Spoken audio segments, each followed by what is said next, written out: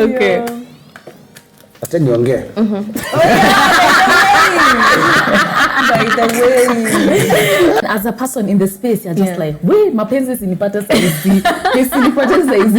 Yeah. No, clearly. Hata dimpo moja ya cellulite sitaki mtu ajue niko nayo. Yeah. Because that's what I'm seeing in magazines. Yeah. I'm seeing like Everywhere. And I just used to think that my body is not a normal body.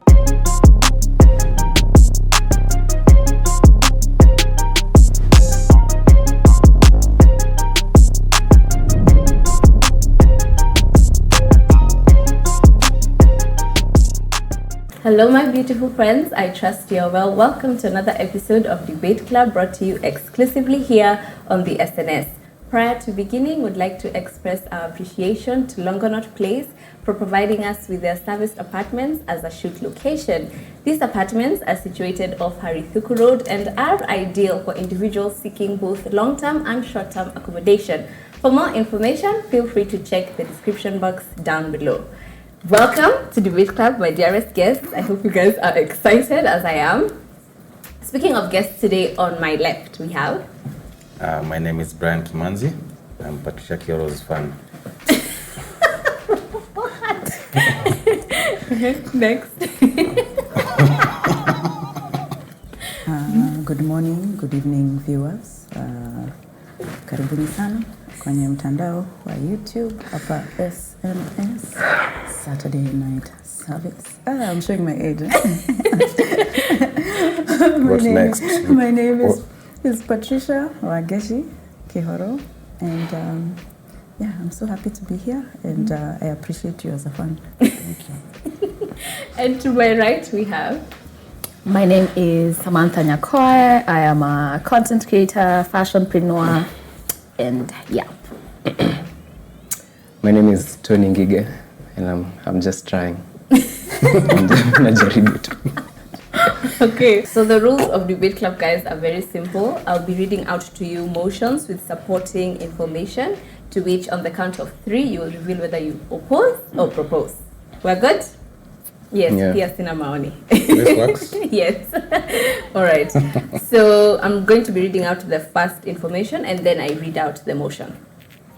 The ongoing debate, before we start, I want us to go around saying which high schools you went to, whether they were single gender schools or mixed. Oh, not like the name of the The school. name is not, but Pia, you can just, if you want. I'll start. I went to a single gender school. I went to an all-girls school, for high school in specific. Same. I went to a single gender school. Okay. So All boys. girls. I visited all girls. Wow, there's visiting and attending. Okay. Mm-hmm. I went to a single gender school, Moi Girls School, Nairobi. Wow. Cabs. Okay. Yeah. I went to a single gender school. Yeah, girls school. Okay. Tony? I went to a mixed school, man. Of course. We thank the You Lord. did? We thank Jesus. Okay. And I told you he looks like a worship leader.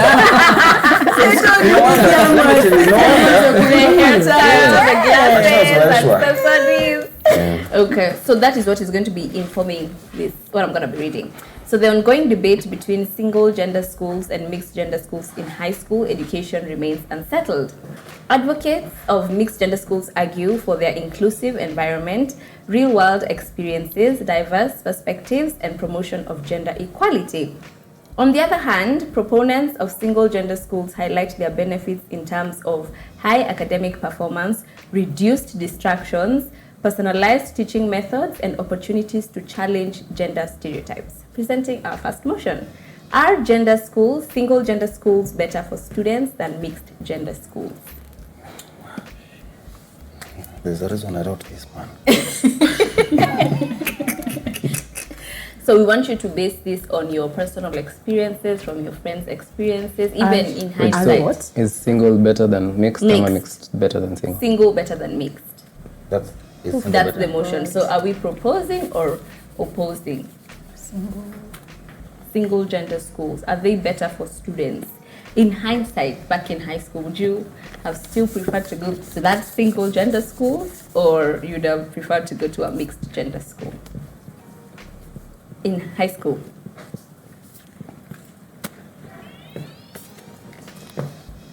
Are we ready? It is I propose and the other one is? I oppose.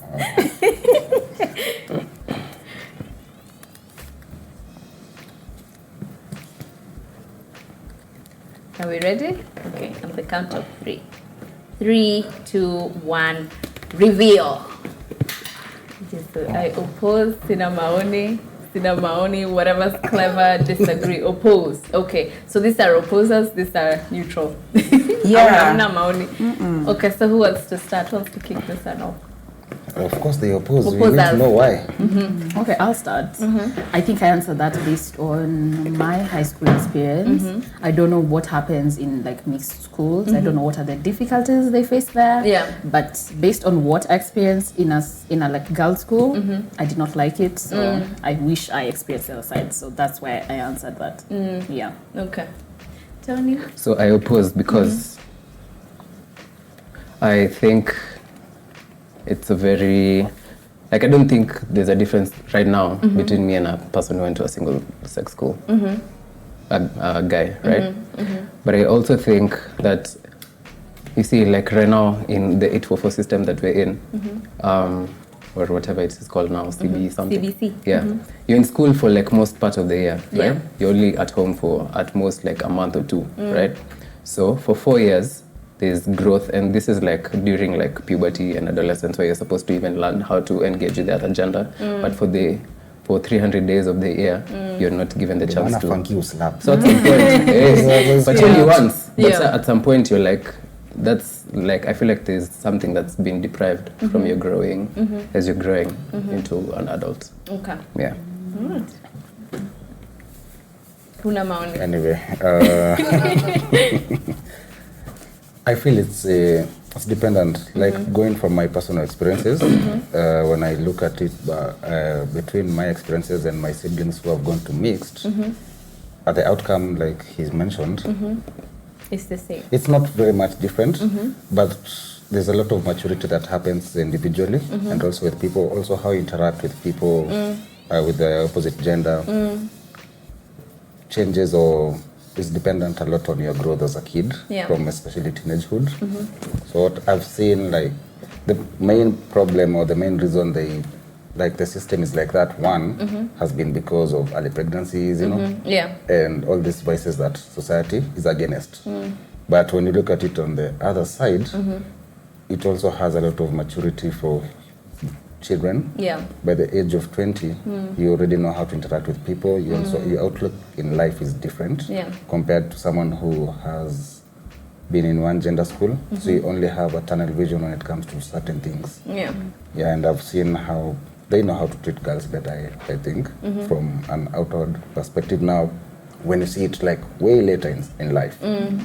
So I think for people who went to same gender, it has its goods and it's bad, but Yeah. also for the other one, it's also the same. Okay. Same. I feel like each has its merits, and you might find that maybe just how a mixed school, the way it's run is Yeah. what is you know is the issue. So I think if it's, I don't think it's about whether a school is, you know, all girls or all boys or mixed. I think it's just, is the school a good school? Yeah. Yeah, and I mean, I he mentioned that, you know, like we spend, like, because I went to an all-girls school.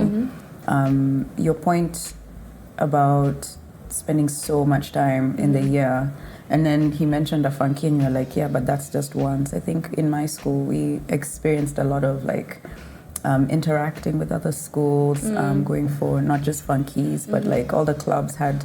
Maths contest was slapping. And people would come to our school. People like it felt very balanced. Yeah. In the way that we were able to interact with each other, and then just coming back to school for not having to deal with The other gender. Imagine now, so many things get lost in writing letters. You know, writing letters, and also there was a whole career of people who were good in graffiti. Yeah. How, and you are writing to your desk mate? At least you know it will get there. They are guaranteed. Yeah. Tunajenga economy tukinunua stamps. They were writing there was a lot that was happening. Yeah. It And had boxing and writing the dicks up for mwisho. imagine. Yeah. But imagine, like, on the other hand, like, in our school, like, when it was, like, Valentine's Day, Hey! you know, people will, like, have the chance to serenade their partners. Imagine. Now you can't do that when you're all the way in, I don't know. It builds imagination. Boyfriend wangu nikiwa form 2 alituma his mom to bring me a Valentine's Day card. The mom. The mom. Hey, Shout out to Brother the mom. Ben. Shout out to the The mom. mom. You know, And she knew it was what it was. Wow. Yeah. Of course. no, that's the only challenge for boys' schools. So relationships hatuna kama hizo. Yeah.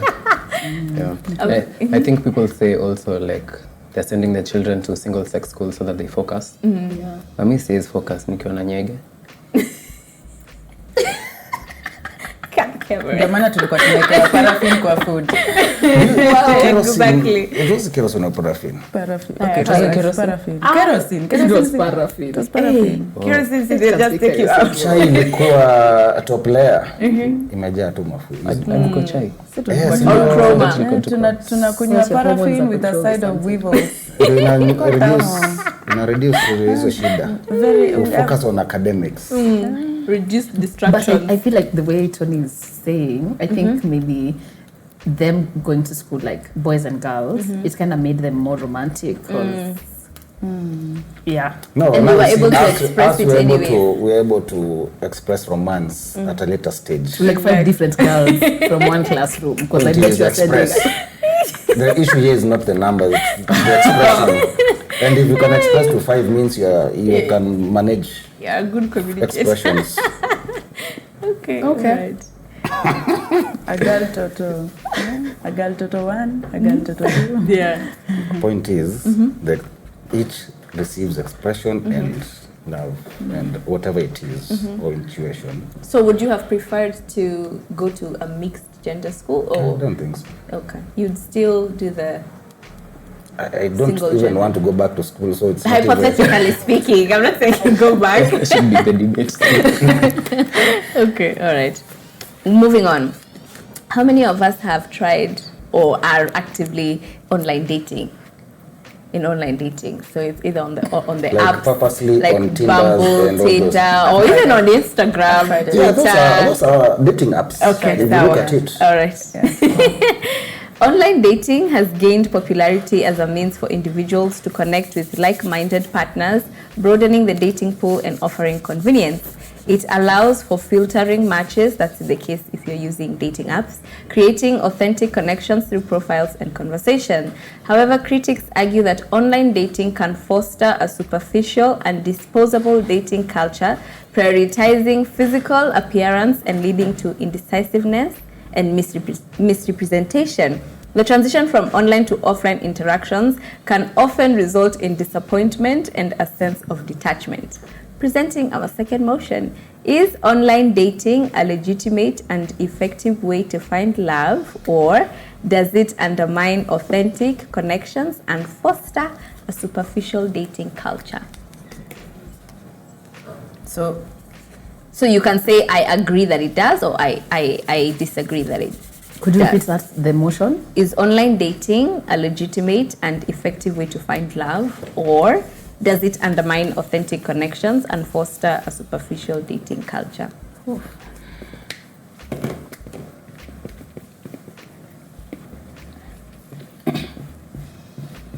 Three, two, one, reveal. Reveal, reveal, reveal. Neutral, both are true. I agree, legitimate. Okay. Who wants to take this one? I feel like those chicks for boxing. Natembea kwa ring. Okay. Who wants to take this one? I could go first. Okay. I think online dating is legitimate. I think it's the people who, I mean, if you want to be superficial, Yeah. whether you're doing it in person or not, I don't think it's the platforms that Yeah. have made it superficial. Of course, it's, we live in a world of instant gratification, and so there'll be people who, and it's fine if you and I just want to hook up haraka kuisha maneno. Tumalize. Na tupatane kwa app. Yeah. At least pia tunajua ni nini tunataka. Yeah. Alafu tunafanya maneno. Yeah. Tunaendelea And na then maisha. we go, and then I know people who found legitimate partners, life partners from online apps. Yeah. So I think it's a legitimate avenue to find love. Okay. Wants to carry on. I mean, I agree. I said both are true because I think it is a legitimate thing, online dating. And as she said, like there are people who found partners, and so I think it also helps if depending on like your lifestyle. Let's say you're in a new country or in a new city, Yeah. you don't even know people. That's like a good avenue to start. And does it undermine? It's like there's pros and cons to everything. There's a good side to it and bad side to everything. Just the same way with like social media. Even with online dating comes with its merits and demerits. And some of them is, scammers. Some of them is like Scammers. catfishes, catfishes and stuff. Personally, I've never like gone for online dating. I think I still prefer to be like surprised by life. If I meet someone in the So when you bump into people, like in the supermarket, on the aisle, Books. Kwa soko. When you want to mess in supermarket gani? Which is what We're talking about, I don't know. yeah. But See like us out, after this. maybe Yeah. mutual friends, birthdays, parties, events. Yeah. Even Instagram I've never. Oh, you never slid into anybody's DM? No. When did there was some Are you on Twitter? Not that you know of. Have people DM'd you? Look, Have you responded? no, they asked. Have you ended up Work on meeting with request, them? accept, decline. Imagine, no. You've never met? Okay, I have. Let me say I have. Yeah. But not like for the purpose of like dating. So you were meeting? It did its purpose. Okay. Samantha? I think I'm neutral because I feel like even in real life, you can meet people and it still doesn't work. Yeah.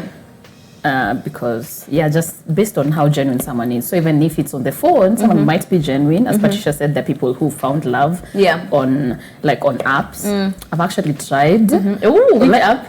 I don't even remember, but it was during COVID. I What was was your bored. profile? I just What was your wanted profile someone like? No, it wasn't that serious because I think after like a week I was just like, this is such a creepy place to be in. Like I just felt weird about it. Ideas. It was just true. It was it was strange. It was weird. Yeah. And I think I prefer what Tonya said. You know, like meeting someone in your everyday activities. I feel like that's how you meet like people you connect with. Like if you like doing this, they probably are there because they also like doing that. Okay. So yeah. Right. You know, I left Tinder in 2014. A long time ago because it just said like anybody When and did you everyone. enter? You were living is 2014. Yeah. Co-founder. You were living in 2014. I think I joined. I must have joined like 2013. But then I got content for my show, and then the guy I met on the app was in the front row of my show. And I was just like, wow, dude, this is about you. And then the year of the pandemic, 2020, I joined Bumble. And what was interesting is people would come to my DMs now on Instagram. They're like, "There's a chick pretending to be you." I was like, "It's me." Because you can verify your account. I feel those people who do those things where they post on their like Instagram and Twitter how hey, guys, I'm not Kevin. Then I'm 30 miles away. This is promoting your profile. Okay, of course there are people who pretend.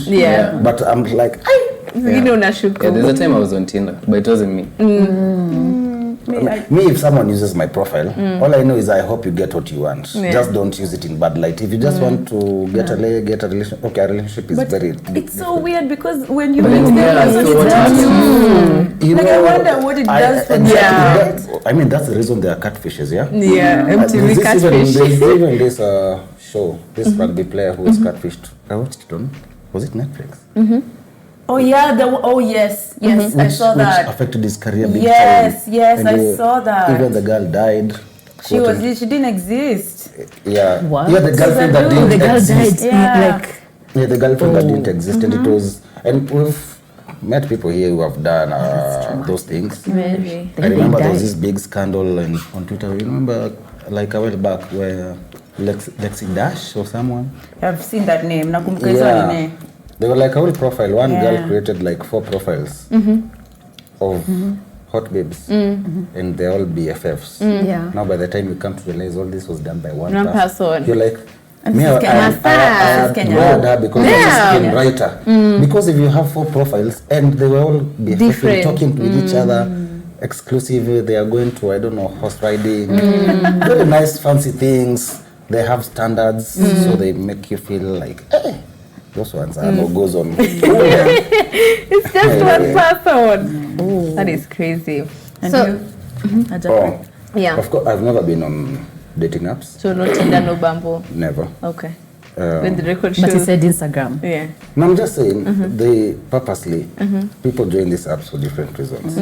And I feel now with the way communication has passed over the years, we are no longer in the days of writing letters, meeting your crush 2 weeks, you know, after 2 weeks, upon your Kencom. Yeah. You were there during those Patricia days.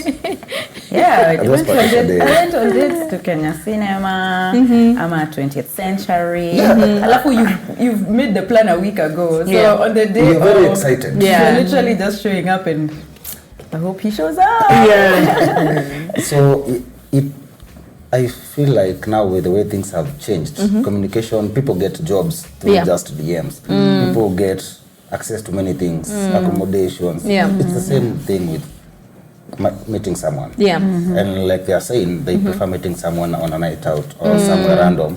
What happens when you meet them? Do you just exchange numbers or do you go to their profiles and check them out? You hope to meet them again.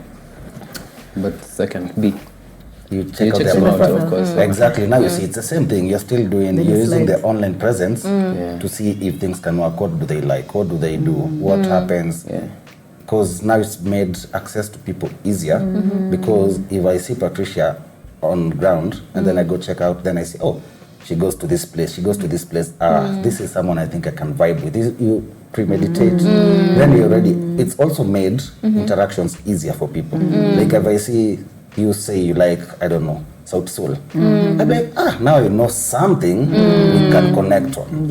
Instead of all this mystery where people, so what do you like? What's your favorite color? Naweza enda kucheck kama does he retweet and rotate? You see, you're able now to have an added advantage that you didn't have thanks to online presence, their online presence, compared to like if I go to Tinder, for what I know it of, how I've seen it operate, people go there purposely to ask for, like, let's say sex. You on there, like I find people who say this one was on Tinder, we met on Tinder, and now they want a relationship. Doesn't make sense because you see that app has purposely shown what it's for, compared to these ones, which you can meet someone today, like Patricia saying, I feel you feel me. What do you want? Are we doing something or we just let it go that way? So I think it's changed the game completely compared to Kitambo.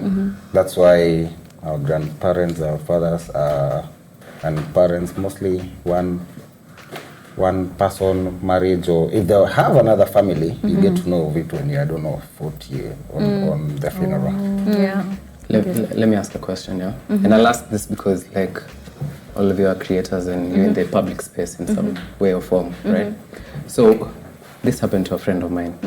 Is it you? You don't speak like a friend of mine. So let's say I meet Patricia for the first time. Like I don't know who Patricia is, and we've just met. We talk. It's like cool, right? Maybe me, I'm interested, and then Hash is like, this like nah. And then a few days later, she finds your Instagram, and all of a sudden something has changed. Now she's interested. Like, what do you do in that situation? What do you want to do? If you no, but how do you feel about that? So are you being vengeful, or do me or the person? Maybe the friend. Since you want to talk for the friend, what was the purpose if they saw Patricia and were interested and she wasn't? What happens like when the friend goes to the profile Oh, Patricia No, it's goes to Patricia the who goes to the profile, yeah. profile and then finds, oh, maybe I was wrong. Because there are, there's room for mistakes. Maybe your first impression wasn't all. Maybe that Yeah. day, maybe the day they met, she wasn't feeling anything. She wasn't in the vibe. Because that's why we have this get to know you better. Let's go for coffee, let's go for lunch. We're able now to understand someone better. And how can we connect? Yeah, they probably just got more insight into the person from their Instagram. I wouldn't take it as maybe they came and saw the Instagram. It's like, oh, this is somebody I should know. I wouldn't. That wouldn't be my first thought. It's just first impressions are a thing as well. Yeah. Okay, before even we continue, there is the last sentence I read. The transition from online to offline interactions can often result in disappointment and a sense of detachment. Have you guys ever experienced where you are talking to someone online, then you meet them and it's like, hey. Yes. And I mean in like a romantic sense, not like someone you are. I think back in like the a friend. Back in the days of high five. It's okay, we understand it, grandma. It's fine. Don't you understand you, grandma? Poking was Facebook. But high five was before Facebook. Okay. Yeah, I'd been chatting with but it was like Facebook. It was similar to Facebook. Yeah, I'd been chatting with a guy. He'd never put his photo. Okay. But his name, so I thought it was somebody else who I had seen singing at a gig. So I thought it was somebody else. So me, I'm chatting with this person. I'm like, oh, we have such, like similar interests. And then the day we finally linked up, it's not Where? When you're next, where? Brother Bernard. tulimit Java. Yeah. Tulienda kukunywa kahawa Java. Haki kusema kweli nilikuwa nimepigwa na butwa. Were they looking kidogo scary? It definitely was not the person. But I stayed. We had a conversation. Oh, you stayed? Yeah, we chatted. You didn't walk out. It's like, oops. Yeah, because he didn't misrepresent himself. Although his name wasn't that name. That wasn't his real name. But you see, it's me who just assumed it was this other person by that name. So it wasn't his fault really. So we had a chat, had a good conversation, and then ikaishia tu hapo. Never spoke to him again. We just kept chatting, but never dying. Like my interest was out. But we stayed high five friends, I guess. All right. That reminds me of a time a friend did the same. A guy friend talked to a babe. Online, never met, never know how they look like. So carried me to the quote unquote dates. So it's like, like a plus one. I'm going to meet someone, not at a plus one, but because I don't know how they look like, since we're talking, when we got to that place, they had agreed to give me his phone. So that I talked to her. Kama haezi. So we got there earlier. So when she got there, we were like at some corner, and then so when we got there, she called, I picked the phone, me went, I have nothing to do anyway. So when I went there, and then I found, she was a hot babe. Me, I sat with her and we started the date. I'm waiting for in place of your friend? No. Listen, I was already going to go chill before. So where was your friend this whole time? Sasa unajua mimi nakaa tu nangoja. Alafu sasa tumeanza vibe. So unashangaa sasa nitamwambia, oh, I'm not the guy. I'm not the guy. It wasn't me. Yeah. So let's just say she was interesting. Okay. Yeah. So was she interested? Follow up. Wait, what Was she happened? interested in you afterwards? Again, So did you have she was to a nice pretend? person. So mkajuana lakini ukaendelea tu na jina ya rafiki yako. So she alikam of course after some like after a few minutes like ni aje what's up? I can't. So of course I was like greeted him like a passerby. Oh ni aje Long time. Hey mama. Typical Brian behavior. Then now he's now talking to the girl now over there, So now the real name, like it's me who. So now you see, he now had to explain himself, which didn't sit well with the babe, because she's like, the fact that you had to send someone over means that you didn't trust, blah blah blah, and all those things. Now now is there like, what's happening? So she got mad. Then I had to neutralize the situation. Well, wait, stepping in to save. Yeah, but anyway. Yeah, things happen. We talked after. After you talked. No, sir, she was like, oh, nice to meet you. I'm like, hey, me now or the other guy? Because I don't know. Can you clarify? Yeah. Okay, that's an interesting. Anybody else? Yeah. All right. Online to offline disappointment, detachment. And you've got to start this side. Okay, so Me, that time I was at Sona 2020, being on Bumble. Because you know Bumble is female led, so we're the ones who swipe. The two people I connected with were people I already knew, so it was just like a fancy seeing you here type thing, you know. Yeah. Like, aya pia wewe uko hapa, Yeah. uko soko. Actually no, I connected with 3 people. All of them were people who were familiar. Yeah. People that I knew. I went on and then I mean it was for cheers, good to see you. Not actually let's connect, but then we ended up just like going to dinner with both of them, and I ended up seeing one of them. And they're still in my life. Proper rate, 50% success. Yeah, like it's somebody like we built. I think the really offline problem comes in if people use either misrepresent themselves. So if you find like someone, case example, the issues of filters, someone on their profile has used a lot of filter that the person you get to see on ground is not the same you see online. Of course, that can change a lot of things because at first you're attracted to the physics, what you see online. So when what you see is not what you get, of course it's easier to detach. Yeah, sure. Okay. So, do you consider yourself as an individual an influencer? This is now moving on to the next one. Do you consider yourselves influencers? Yeah. We answer my right on the board. No, that's that's a question leading to. That's a question leading to. So everybody considers themselves influencers. No. You don't? No. Okay. I Why? don't. Why? Why not? I'm not here to influence. I'm considered. Oh, but do you consider yourself?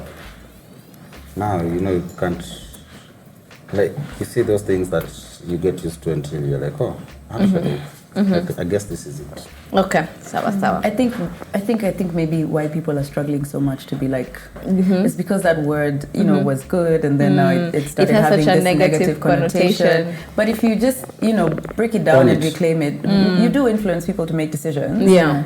Whether it's to watch something, whether it's, and even if it wasn't on social media, like if you have, if people trust your opinion on something, then you are influencing a decision that's made.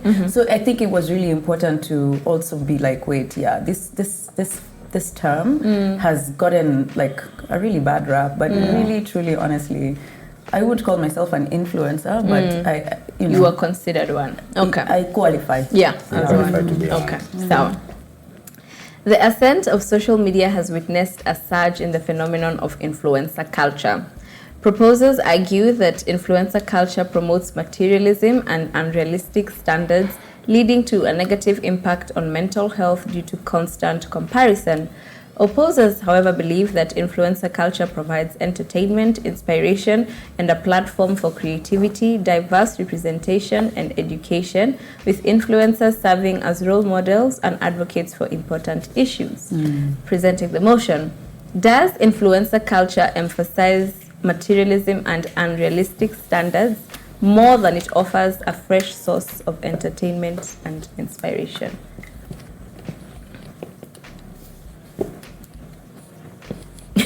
Laughing now. Because I can see what you have written. So the motion is it bad?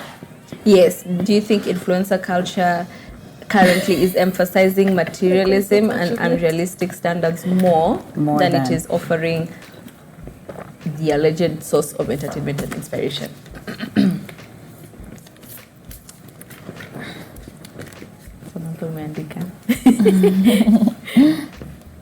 Okay, are we ready? On the count of 3. 3, 2, 1, reveal. Nope, oppose. What have you written, Kipanzi? Hey, where? Okay.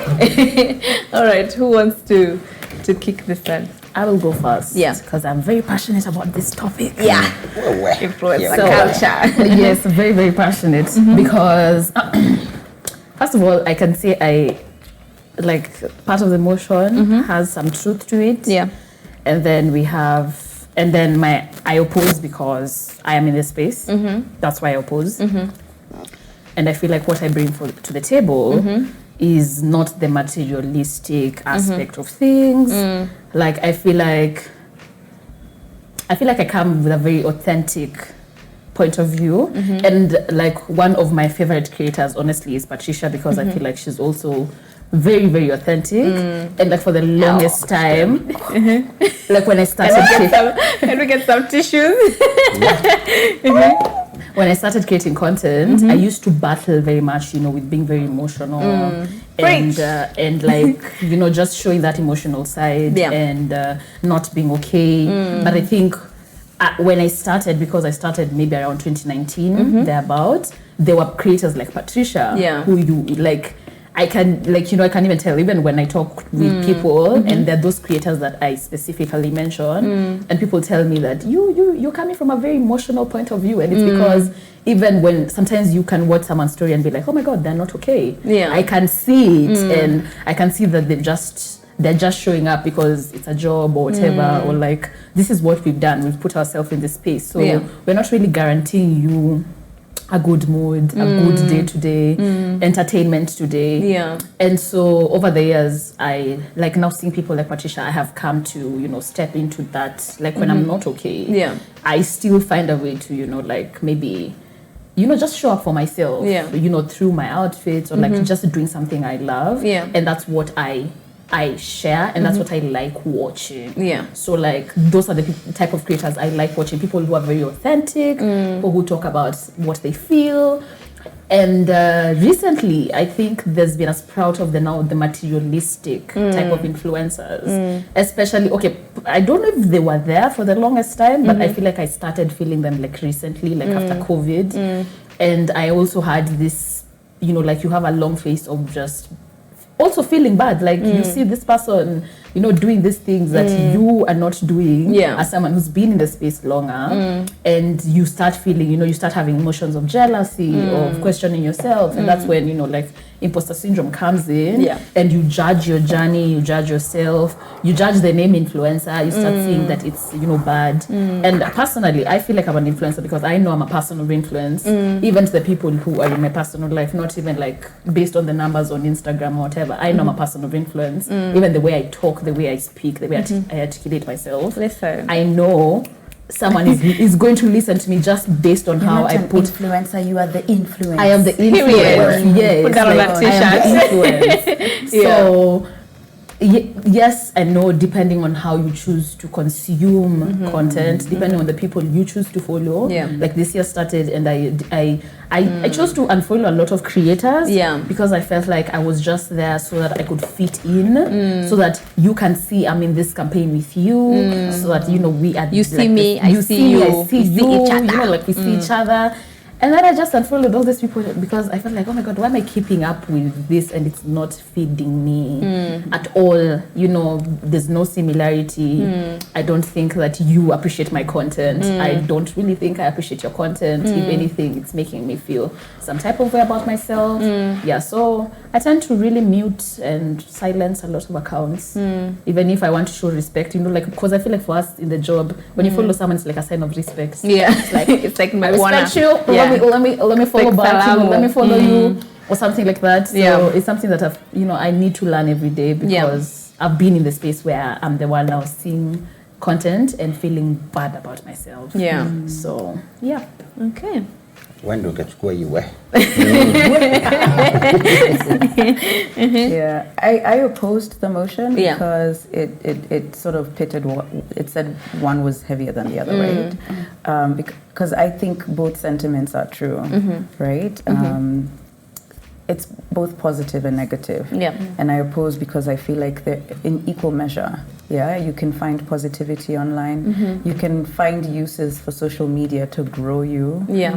There's so much that I've learned from the internet, from YouTube, from Instagram, from creators who teach, creators who share, and you can curate what social media is for you, right? It's so important because it's the same thing. Like cars are great, but also people die in car accidents, right? And so I think, you know, it took a while for people to then now start to understand, oh, okay, cool, this is how I need to sort of mitigate my use of social media, just because it was something new, right? And so I think we've gotten to that point now where we're a lot more aware about the ills that come with social media, consumerism, you know, like I can also sort of like, I can own up to also falling into the consumerism bit of things, like with hauls and like this or that, and I've really started to be considerate and deliberate about the things that I share. But at the same time, I've also fallen, you know, victim to the comparison and the self-sabotage, the self-doubt, the imposter syndrome. All of these things have affected me, and if anybody who follows me will even can attest to, it's been so different over the last couple of years. Like I'm not who I used to be, and sort of, you know, acknowledging that it's because of also me. I was just following my fun times is Amazon, Pinterest, kuangalia wow nini naweza kununua hapa, product, nini. Like so both, but so I've been on the negative side of things and the positive side of things, and I think I've benefited from social media because it also became something that helped me earn a living. But at the same time, I've also fallen victim to the ills of it, and I think we get to sort of decide for ourselves how, moving forward, we get to use and consume and what we play a part in. The way is making more sense as it is. The reason I said I wasn't an influencer, first of all, or I don't think myself of an influencer, is because influence is not my target. Like I just want to be an artist, and with being an artist, I want to be known and be known for my work and for who I am, and that comes with influence, you know. But that's not my intention. My intention is not to influence you to do anything. If it does, good. It's like if I share the word of God with you and you decide, you decide to give your life to Jesus, doesn't make any difference. Looking at Israel and the new breed. You know when Patricia said you're giving, what was it? That was like worship leader. Worship. The nice to songs. Sound Alan B. Kana malap. Maleke kidogo. Nini, by the way, mnaenda church the same. Oneni. Subscribing to the same. So if I share the word of God with you and you decide to give your life to God, it doesn't make me the Pope. So moving to the matter of whether social media, let me say, if it impacts, if it's more material, I mean, again, both are true, you know, but it's like you also have to accord yourself some sort of accountability. Like it's your Instagram is your Instagram. Whoever you choose to follow, the content you choose to see is upon you. If you find yourself following things that will lead you where your mental health is not at peace, or where you feel like you're constantly comparing yourself and you do nothing about it, it's not on them, it's on you. It's like if you go to a strip club, it's not on them. 1 minute you're talking about pastors. If you go to a strip club, the problem isn't the guy who started this. Why did you go? You know. Is there a problem? No, there's no problem. I'm just saying. Exactly, there's no problem. But if you have a problem, just dancing. If you have a problem with it, that's on you. That's a you problem. Alafu wanasikia mtoto wakidansi wanatoa nguo. And that's I don't want like, them to get heat stroke. you know, that's like the normal thing to do. And hypothermia also is a bad thing. Yes. So I mean, both are true. It has. I feel like it has become more materialistic, of course, because people, you know, it's also a highlight reel, of course, as we all know, and you won't show your bad days. And even if it's a bad day and it's like work, you don't want to go back and remember, hey man, I was sad on this day, and everyone knows. You know. So, you know, case in point, like, and I really appreciate what you said. There was a time when Instagram was new and it's like proper highlight reel, right? And yeah, I would be those people who on Twitter or Facebook nimeweka square ya nini ama nimesema tu darkness. And then people are like, what's wrong? What's Patricia? Like I used to be that person. Yeah. Like Ukoma 2010, 22, you know. Yeah. And then on Instagram it's just like joy, happiness. Yeah. Like, but then I remember 2 things happened. One, I don't know if you remember those days of like Huda early days, and like airbrush was new. I didn't know about the airbrush app.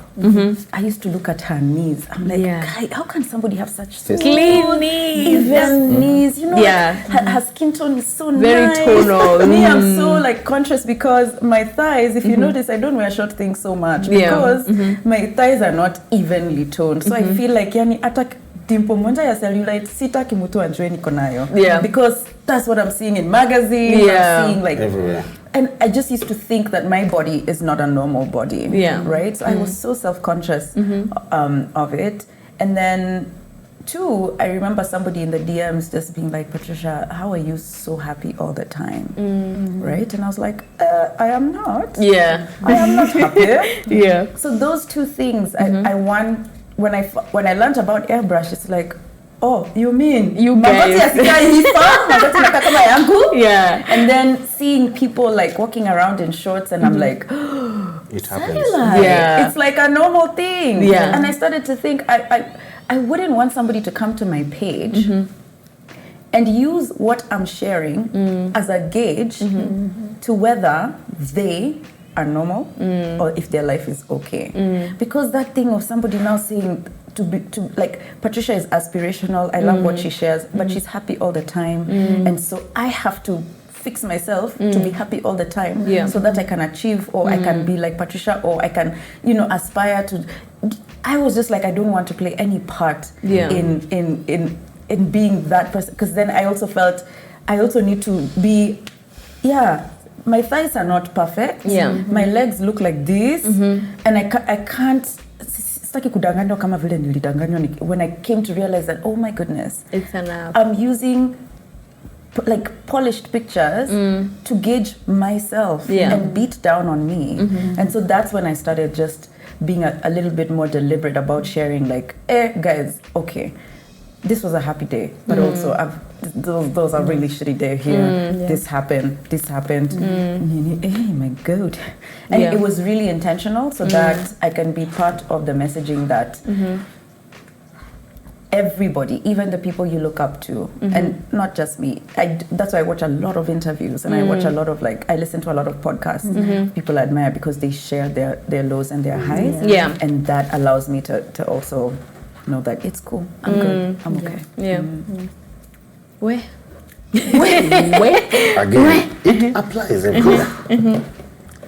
I feel like a lot has been said, by the way, so I'm trying to gauge what were my first thoughts. One, when they say comparison is the biggest thief of joy. Well, it happens. You see people compare themselves with other people who are like, let's say, materialistic. And I believe people, materialistic people are everywhere, not just online. If someone is materialistic, they'll make sure you know. They'll floss any single item. And it's how, like you see, if you curate your pages to see what makes you happy, what inspires you, you are not forced to see all these things that people make you feel like, are we having the same 24 hours? In the same economy. And then you see there are people who go over and beyond to do crazy things just to floss, to make sure like you need to see them as the highlight of life. Well, like Patricia said, people have good and bad days. But there are people who just show you visiting, I don't know, the most flamboyant of places, driving the best cars, on choppers and everything. But that's not their everyday life. And with humanity, people love to see that side of life. That's why you'll find people who are successful or flamboyant get a lot of attention because most people don't have it. You'll know, people will know you have 5 cars because you show all of them 5. Hush puppy. You see, the cases of Akina Hush Puppy happened because they showed the world.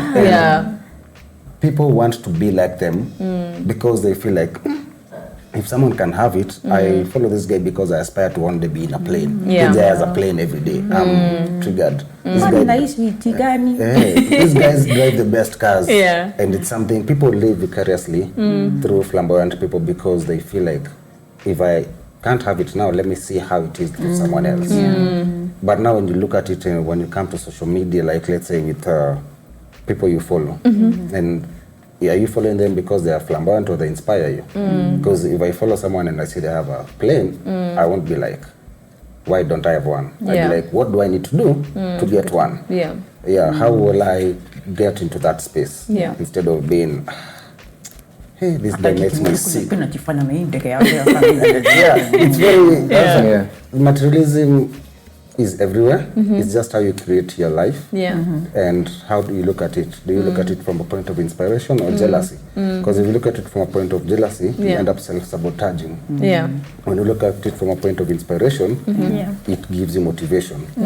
So it's either how you look at it, instead of making it consume you. You start like when she was saying, I don't see how I connect with this creator. So why are we even following each other? Maybe let me just get them off my space so that I'm able to focus on myself. So now you see, now you're starting to create your own page so that you're able to ignore the negativity, what brings negativity into your life. Because like I said, we have flamboyant pastors. We also have pooper pastors. We have flamboyant politicians. We also have politicians who are just everyday. But you'll get to hear of more flamboyant people in every space than you hear of everyday people. There are people who will print out cards that with their name there and the date, the stacks of money, so that you know it's their money. Exactly. So you see, and then now with the apps nowadays, like for example, TikTok. What has made TikTok thrive more than any other app in the recent since COVID? Because of authenticity. You wouldn't 2-3 years ago, you didn't find a watchman on social media. You didn't find a cop dancing on social media. You didn't find someone with a bicycle doing those things. But now, because an app that welcomed all of them, it doesn't matter who you are, what you have, just bring what you can. In the same TikTok, there are people who are flaunting their wealth. Na wale watu wanataka msikie vibaya. Watu tumeona online watu wakitukana na kusema wewe una pesa, mimi ndio niko na do. Those things happen. It's just how you take it. Like someone will take you're poor and you'll feel bad about it. But if that is the reality, what do you want to do about it? Do you want to work hard so that you're not called poor, or do you want to cry over your poverty until so like I was saying, materialism happens everywhere. It's just that people more emphasize more online because we all know this rich person even from the comfort of my home. I didn't need to leave my house to know this guy has a toilet seat that is, I don't know, coated with gold. They show us every day. When I look at my toilet seat, I'm like, why? Why does a bare seat? But it's just how it makes you feel. Jealousy motivates, and also so it's very, you can just decide to and I also feel like you can see people's growth. Like if you saw someone start off with nothing and then over time or different ways you see them go through their first job, that's nice. Then over time you see them get their first car, you're like, oh, life actually happens like this. You see people building houses, buying property. These things it's growth. So if you start comparing yourself to someone and you don't know their journey, it makes you feel like you're not doing anything with your life. Yet, whatever you're doing works for you. But I feel like if you're comparing, it's like, do you want to be in that? How do you want? Do you want fast money or long money? That is what will either change your perspective on how you look at these things. Okay.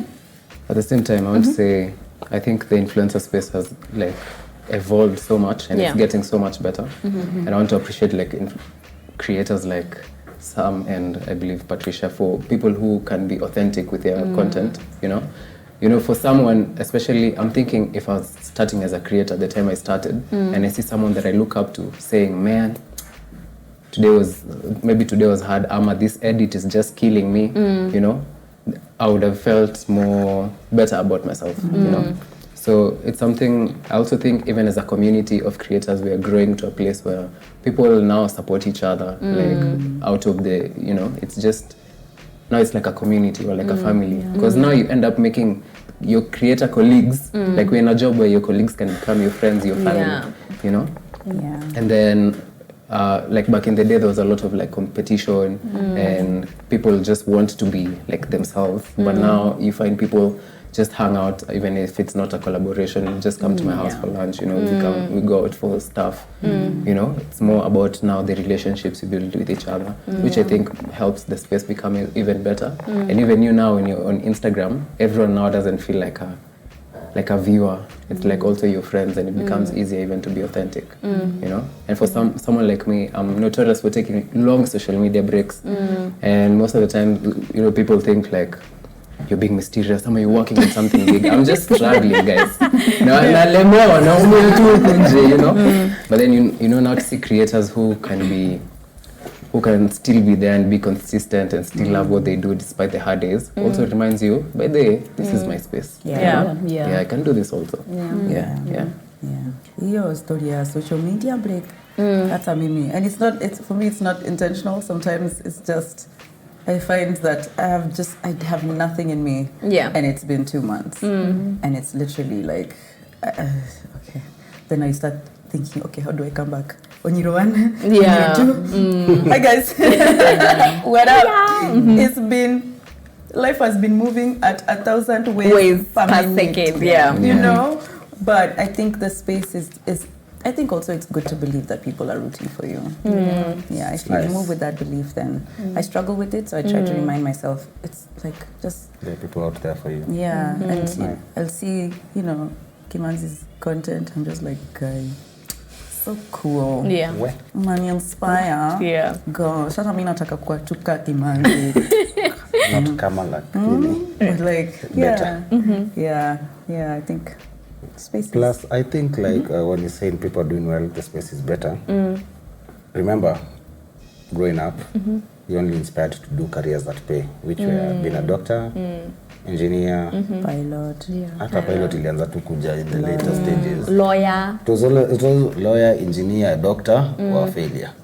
So you either pick those. And then I see people took pride in, like parents take pride in introducing their children who are studying these courses or doing these things. And also the respect that they are accorded is not because of the career, it's more because of, yes, the career, yes, respected, but you know, it gives you money. People are respected because they have the money that comes with their career. Their status. The status they have. And now people get inspired because, you know, you always brought up to be successful. No one is brought up being told, hey, utakuwa uchi, utakuwa nini. In as much as their careers, yes, people always want to be seen as the most successful version of anyone, of themselves.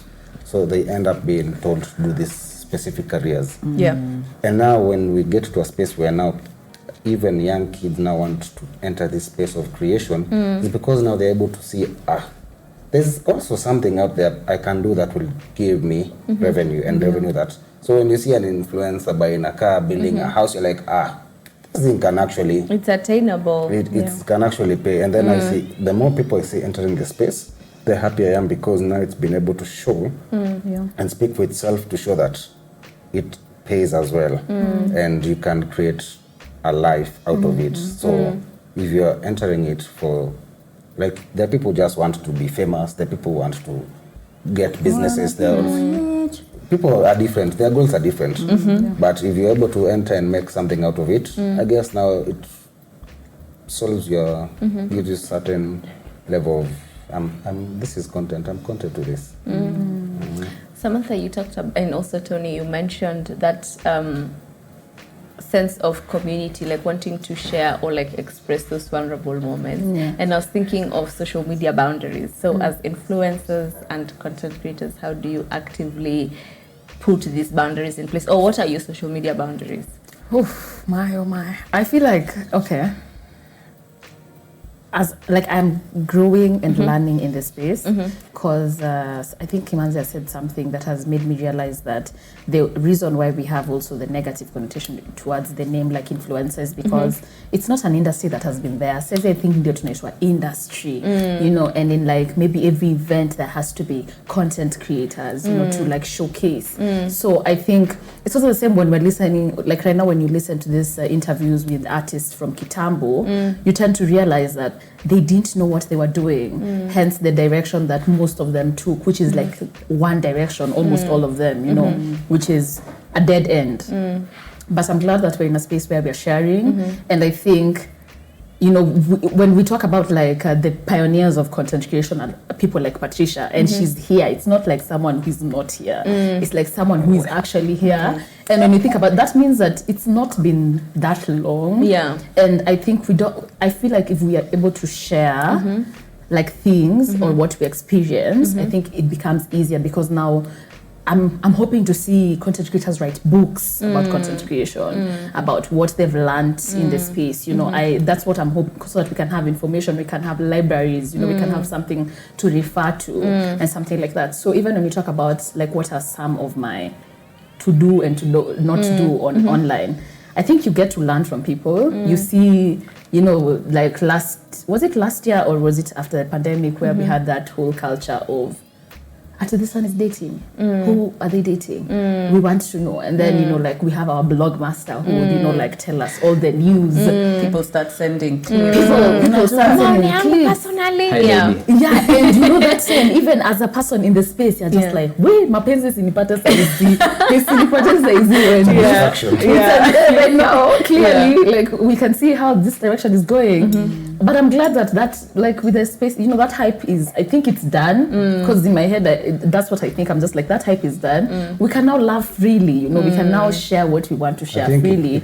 But then, because a place but then but then you see now things like that, like fears. I think my boundaries are set, you know, from like fear of sharing. Also, because like there are things where someone comments about something you've done. Like, for example, I can give just a random example. Someone the other day was just telling me, I followed you because you used to wear like this, blah, blah, blah. Nowadays, why do you dress like this? What?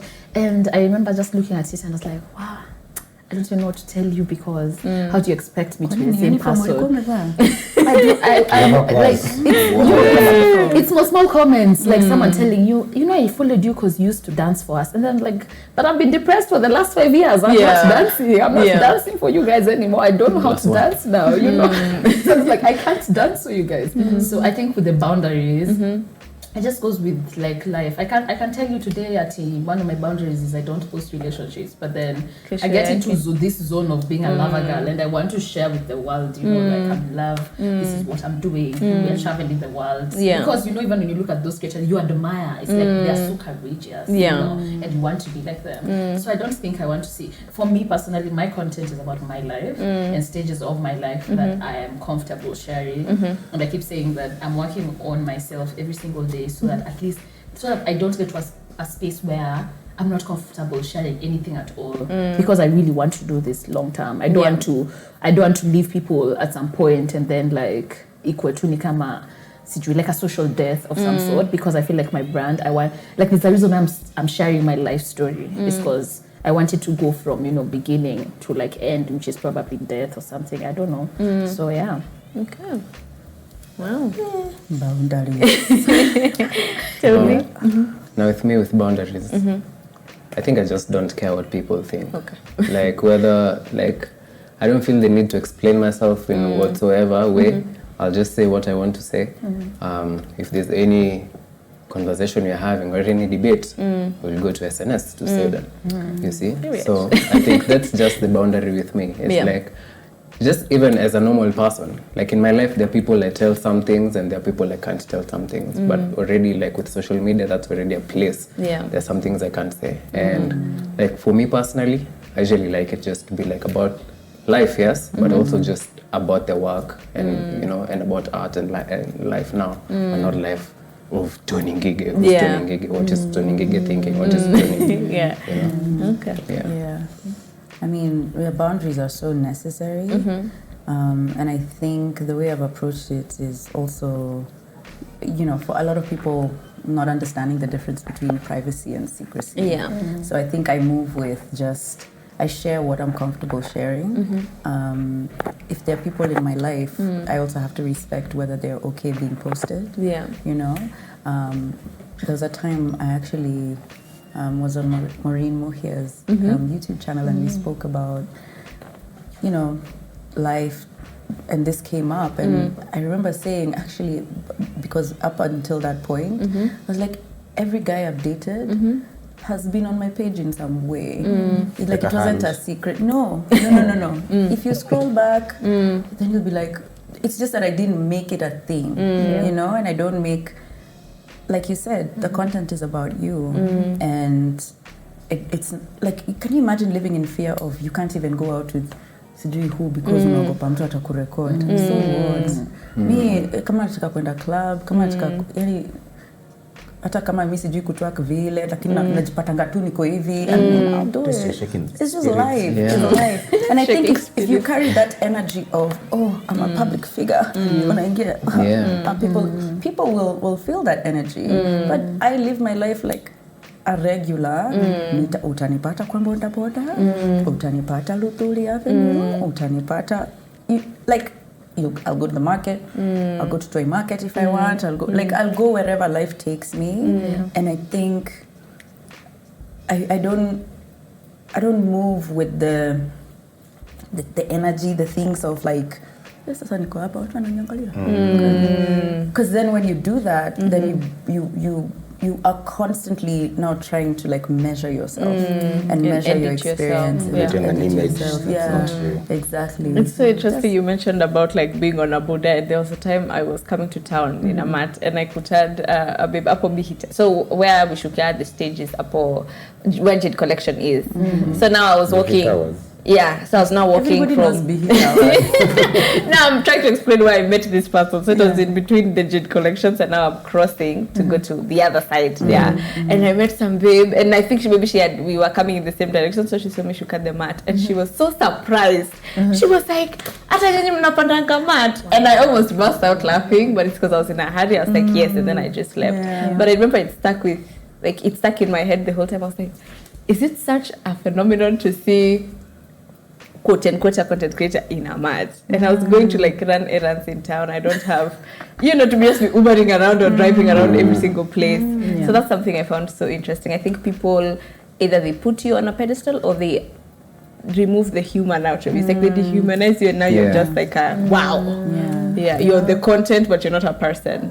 Yesterday I was walking around Luthuli Avenue. I'd worn a hat. Nilikuwa incognito. So I thought. I didn't have any makeup on. I had a cap like this, sunglasses, and I'd just be walking. Sasa Patricia! And I'm like, what? No, it was shocking. Because me, I'm thinking, I'm like, Sasa unrecognizable kabisa. So it's not even at oh gosh, no. It was more like I was shocked. Because I was like, I thought maybe because people just see this, but then I realized, okay, of course, I also post when I don't have makeup, when I'm looking like sometimes, so I was like, wow, that's quite interesting. But then at the same time, it's like, say hi. Like it also excites me, like connecting with people. And like, I remember somebody once asking me, Patricia, you're on Bodas a lot, so how do you hide your face? Why would I? Hide face, hide because ID. you're Patricia, like people can see that you're on a Boda. I'm like, but I love Bodas. Like, I love them. Many vibes. Can I say something? Especially like what, like that whole self-conscious, like you're just... Okay, I don't know if everyone has gone through it, but I've gone through an episode where I was very, and I had to go through something so that I can come down to, because I also had to remove myself from like that pedestal that people had placed me on, so that now I can humanize myself and be like, okay, this is actually what I like doing, not this other side of what I've been trying to do. Because now maybe your life you can find yourself like your life is very curated. If you're not in the house, you're either going for an event that like you've been invited as an influencer, so you're going to meet now these people that we are saying following, people you don't even relate with. And I've also had moments where, like, okay, nowadays I also use boda a lot, but then I try not to use like matatus because of just, I don't want to be anxious, like I don't want to, like sometimes maybe you're sad. Like I had this period where I was so anxious, like my anxiety was off the roof, and it was so bad that even walking in town, because I have a business and I have to show up for my business, even walking in town, and then like I have this thing where when my followers are just like, hi Samantha, I've met like over 100 in town just walking, and I like that most of them don't smamisha me. We just hi, have a nice day, like that, just a passerby. But some days I don't have the strength for that. I don't have the strength. If you mention my name like this, I'm going to shake, I'm going to shiver, I'm going to cry.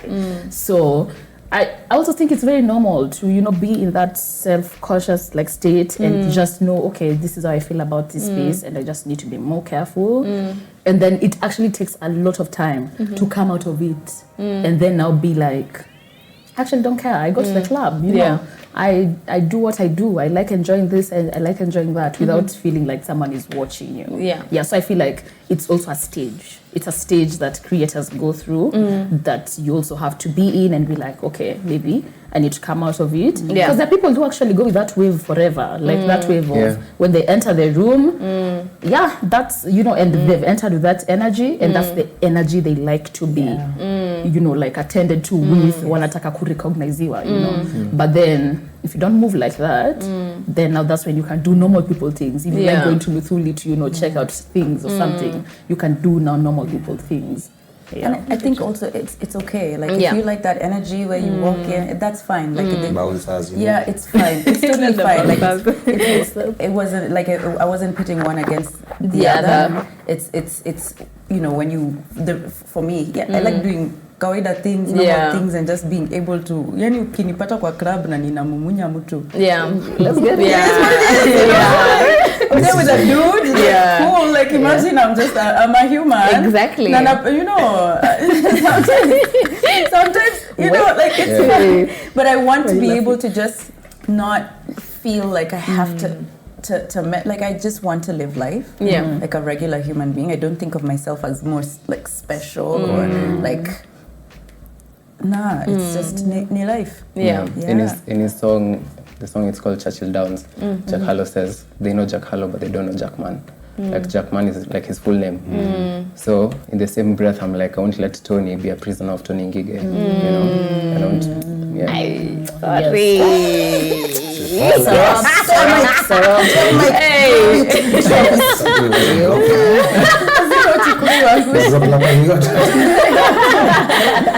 Okay. Acha niongee. By the way. Okay, Wacha niweke hiyo. It was, I mean, same for me. It's like I think how I've been brought up and how I've lived through life.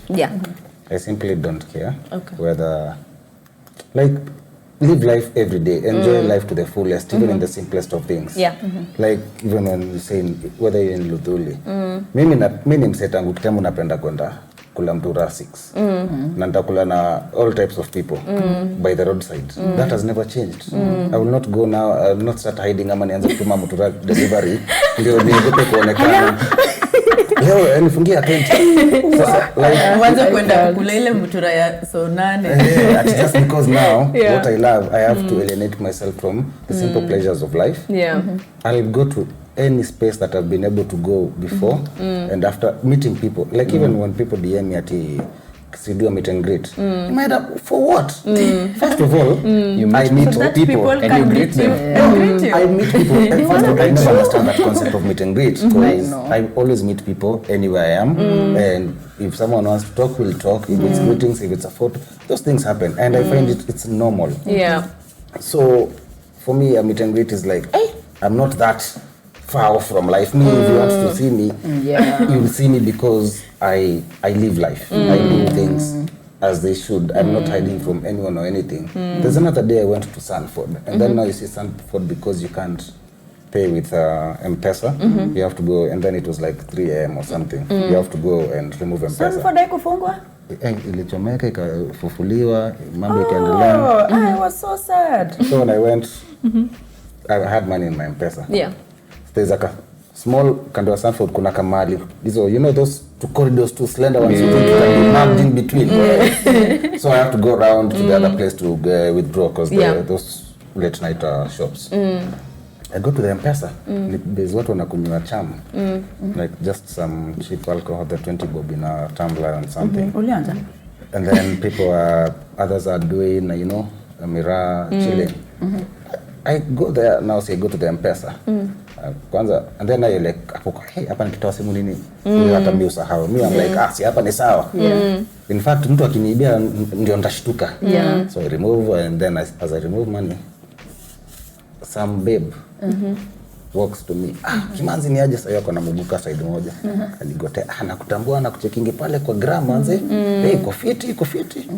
That thing made me so, I'm like, pia huko ni mambo iko imeendelea hivi. Yeah, and then you see there's that authenticity, like you connect with so many people you don't know. But if people can recognize you from all type of spaces, I find you don't need to box yourself in one. I don't need to only be seen going for polo and only talking to, I don't know, a CEO, an MD or what. You also need to be level up and be in spaces where people can connect with you, not necessarily just the who's and who's, but even because every day people teach you new things. Mimi msangu wa boda atanibeba anipeleke anywhere na atanichapia story ya life, aniambia leo hivi na hivi. Unaona, nitaenda jiko nibuy vitu niongee na watu, nitaenda toy, like I'll never see myself as someone who needs to hapa sasa recognize. Mimi kwanza nikiingia mahali na mtu ananijua, I'm like it's shocking. It's nakuja hapa tu kujibamba. If you find me in a club, if you find me in a, even I go to UN mess to eat to date. I used to go there because it was cheap. To enjoy, niko na sona najua nitashiba mimi na hata kama mtu mwingine kat kwa wawili. To date I'd still go there and I'll find kids in UN who will say hi to me. And I'm like, let's greet each other, continue with what you're doing, and so mimi hizo vitu life to is only. Wow, okay. The next one. By definition, a universal basic income system is a way of giving every person in a society a regular amount of money, regardless of their income or employment status. It is used to help to cover basic needs like food, shelter, and clothing. Now, the debate on implementing a universal basic income centers around its potential to alleviate poverty and enhance societal well-being as a whole. Proponents argue that it can ensure basic needs are met, it can reduce income inequality, and empower individuals to pursue other things like education and entrepreneurship. Opponents, however, raise concerns about dependency, decreased productivity, financial burden, and they question its effectiveness in addressing the root causes of poverty. Presenting our fourth portion.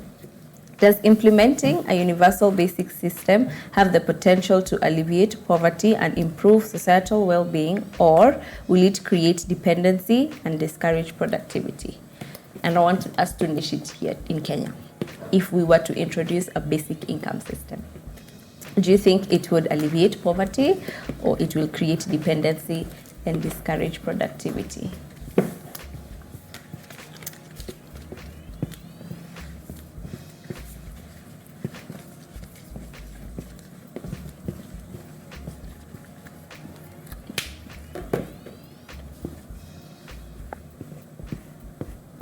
Okay.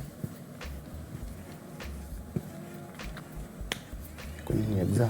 Composition wameandika. Niliamuka asubuhi. Wala kuendea pepa ingine na uko wana turn page. Before umeshaanza kuandika. Okay, are we ready? On the count of 3, 2, 1, reveal. I propose, I send me money, it's good, iko sawa. Okay, sawa, let's talk about it. A basic income system in Kenya. So I mean, when you mean basic income structure, how is it supposed to work? Also, it's like, I think on average, every citizen or it's every citizen or every household receives a regular amount of money, regardless of your income or employment status. So you already have employment. Yeah, but you still receive funding from the government to meet basic. But now people argue that it could create dependency and discourage productivity because people can. Okay, I'm not but we're already dependent on money. Like even now, whether or not the government is giving us a basic income, we need money. We are dependent. You get what I mean? Yeah. It will help those who are dependent on other people for money to also independent and also plan. And research has found that in societies or people who don't have to worry about their basic needs being met, they are more productive and happier. They're happier. Yeah. Like you will find that somebody will want to be a civil servant to serve the nation, and they will do it with their heart. Yeah. You get what I mean? So it's not going to make people I'm just going to be lazy. But also if you want to be lazy and chill, imagine it's okay because did you apply to become a human being to be born? No. And as a human being who's born onto this earth, I think every single person deserves to live a life of dignity, to live a life where you are well fed, you are housed, and you are able to choose whatever it is that you want to do with your life. You want to be an artist? Great. You want to be a civil servant? Great. You want to be a doctor? You want to be an engineer? Unataka kututengenezea motorcycle? Unataka kututengenezea slippers? Unataka kututengenezea fashions? Unataka kututengenezea latches? Whatever it is you want to do, like as a human being, you deserve the right to enjoy your life. And nobody is talking about soft life or luxury or to just basically be able to wake up in the morning and be like, I'm happy to be alive, right? I have food on the I table, have clothes on my back. I think it would eradicate, not eradicate, but reduce crime. It would definitely eradicate poverty. It would. And then also I think then sasa hiyo motivation yangu sasa kupata job yenye pia iko na do mob, even the politics of the workplace, the corporate world, whatnot. I don't think it would be as catty or like as cutthroat as it is, because you all know that you're there, you're catered to by the government. So even you're not ati unajaribu kuwa sneaky nini so that you can get a better position, or you can have to say because you're taken care of. Then if you have an income, an additional income, that's amazing, because then now you can live the life, you can travel, you can have children, you know, you can support. It would be so wonderful. Patricia for MCA. Well, in countries where the governments have done much for the people, like how they operate is very, very different. They're basic, like if you cater to the basic needs. For us, I learned about basic needs in primary. To date, there are still basic needs. That shows that there's no growth in the system for how many years. If I'm going to still say shelter, food, clothing is a basic need, it is basic. But are we going, it will always be basic for the next 100 years? When will we ever move from them being just basic needs? And now see, they are basic needs, yes, but the problem is not everyone is able to afford it. Like food is a big problem, and it's unfortunate that in an agricultural country, we face hunger problems. It's a very ironic. Education is a big, big disaster. Illiteracy levels are always over 80% in such countries. And the shelter, how many slums do we have? We, like Africa in general. Slums are a thing of Africa, actually. It's just that now in shanties, they go in other places, shanties. But now you see, if you're able to cater to people, like the basics, like if you give them a stipend to work with, and you make affordable housing, and do this, you're able to eradicate poverty, because that's even 5 governments from now, they'll still say they are going to fight poverty.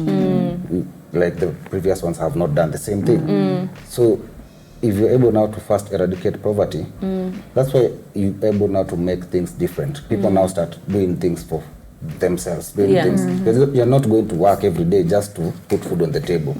You're constantly going to work to be productive for the essence of the work. Instead of just struggling, watoto wajakula, sijui sina nini, sijalipa rent. So you're only motivated, are you motivated to work because you love the job? Or you have to survive? Yeah. Because if you're working for survival, you'll only work at a certain level. Yeah. Compared to if you are now motivated to work because you love this job, it already paid. Case example, look at organizations that cater for housing. People get insurance, or rather people get allowance, entertainment allowance, house allowance, all these things. Those people will just, work is done by lunch hour. Now you're golfing, like you start doing things beyond the common circle of life, where you wake up, go to work, come back, cook, take care of family, repeat. It's tedious. Yeah. And yeah, it's easier, like that's why you find, like in countries in Europe, in States, we find people with funny problems. You say, hey, shida za watu ni weird. Sijui mtu akona shida. Unashanga, because now they were able to deal with the basics. Yeah. And now whatever now is left. First world problems. Yeah, when you hear first world problems, you're like, this actually, we can't relate because we are still struggling with basics. So anyone with money, it will help a lot. Again, corruption will reduce, theft will reduce, so many things will reduce, greed will reduce, and people are able now to focus on better things, better in life, because the essence of life is to not be the same spot for a long time.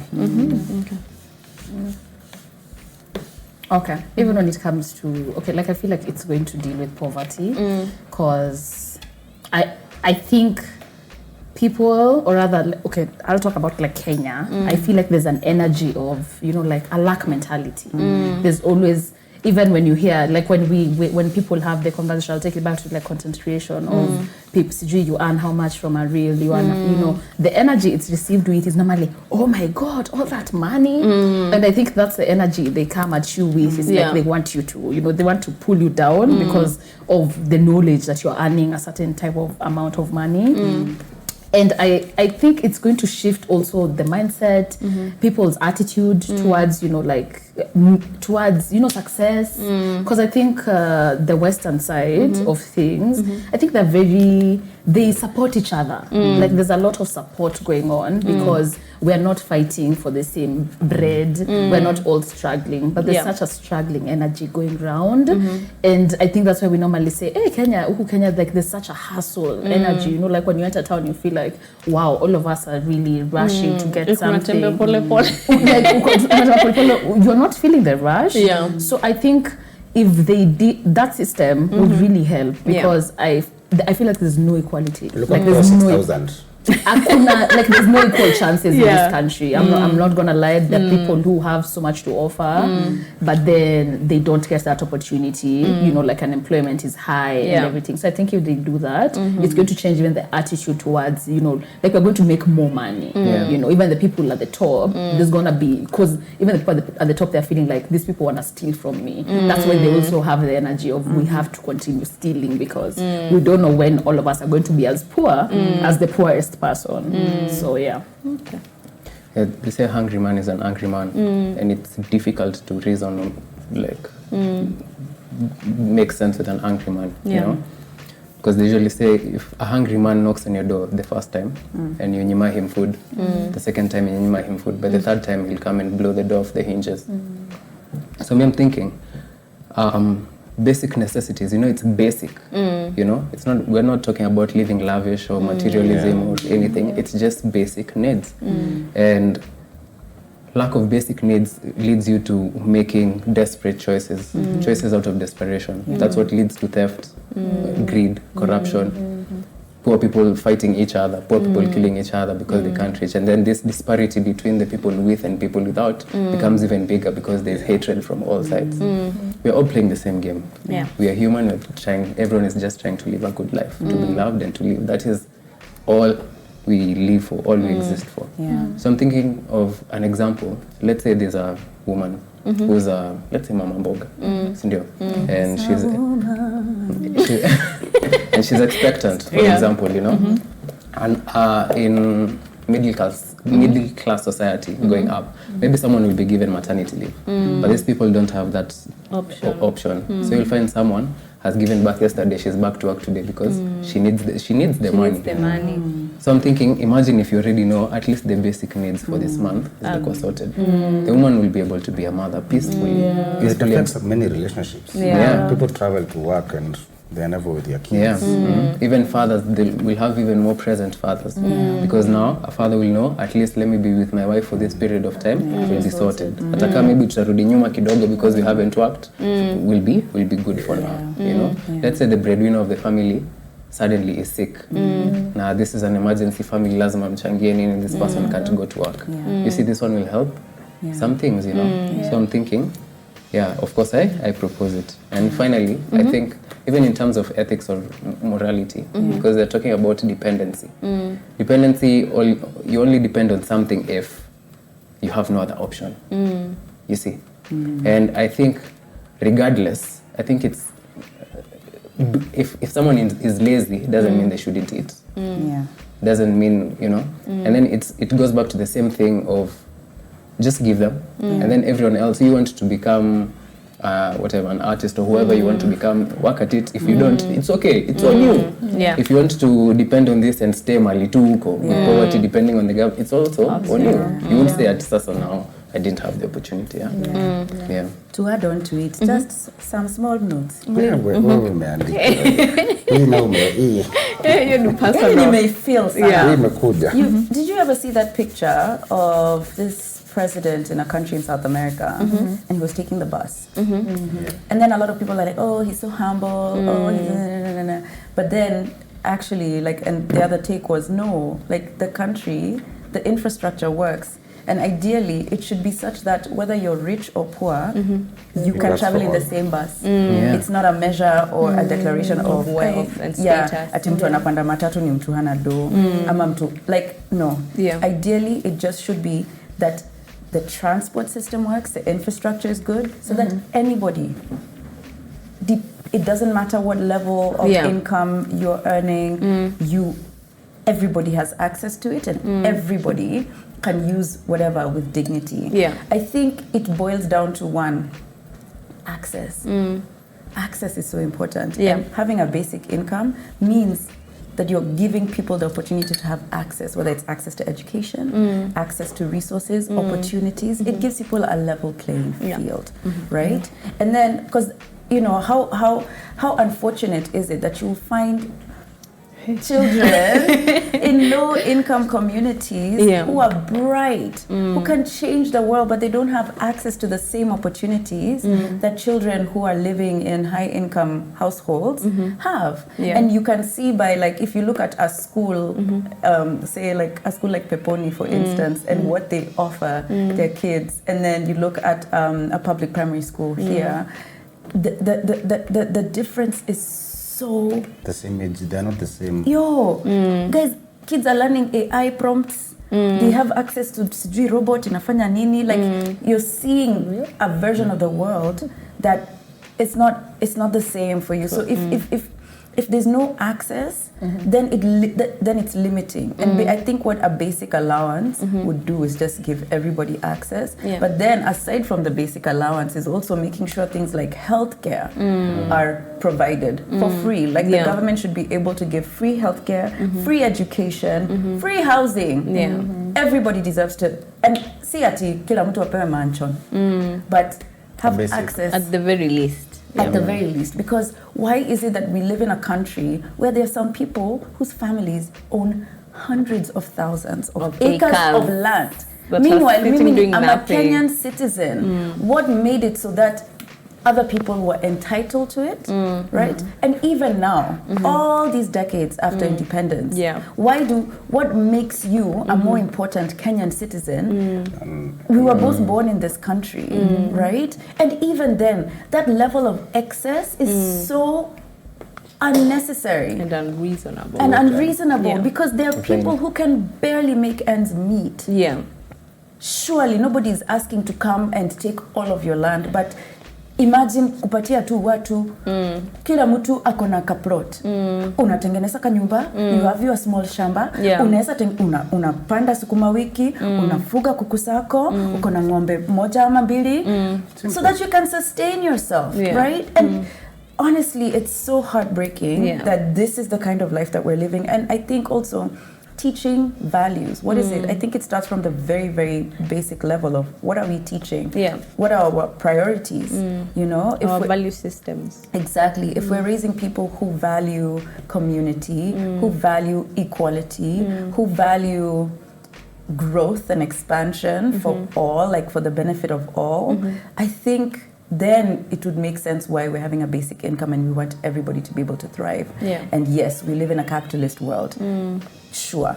But we can also make some adjustments so that yes, you are covered and then you can pursue your capitalistic pursuits. You want to have your house, uko na stock ya shower gel for the next 3 years. Sawa, nunua sote. Uko na handbag ni kubwa. Unataka you have the freedom, you know, but it just means everybody has the same level playing field. And another thing I wanted to just add, why does productivity then determine the value of a human being? Because when you said, yes, people want to be productive, when did productivity become the measure of value of a human life? Sawa. Our last and final debate, ini mambo ya kiroho. The discussion surrounding age disparities in relationships and their effects on romantic connections has been ongoing for a long time. The debate involves proposers who emphasize potential power imbalances, exploitation, societal judgment, suggesting that they should be discouraged. Opposers, however, argue for individual agency and the potential for consensual and fulfilling relationships, asserting that open communication, mutual respect, and personal growth can mitigate these challenges and allow individuals to pursue connections based on their own choices and desires. Presenting our last and final motion. Age disparity in relationships can be problematic and should be discouraged. Say that again. Age disparity in relationships can be problematic and should be discouraged.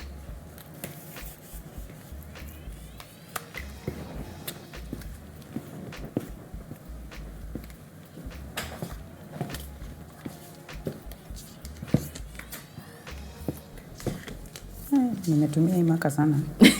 Wow.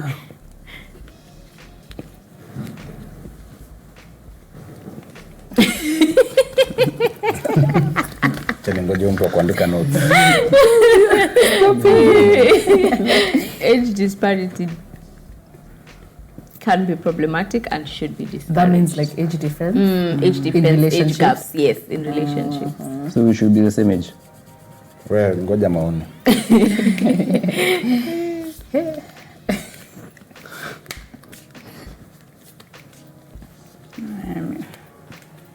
Mimi creativity mbaya. Wewe? Wewe na ball. Index 1. Amaliza anaanza pointers. CV must stand out. Are we ready?